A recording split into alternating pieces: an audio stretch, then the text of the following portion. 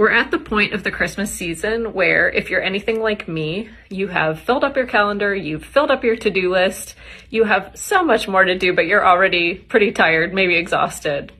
Well, I have good news for you, which is that God brings incredible things out of dry times.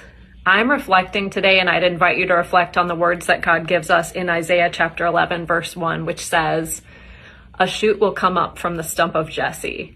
From his roots, a branch will bear fruit."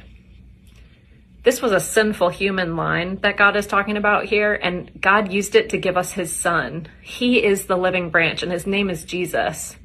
In him, we find hope and joy and forgiveness.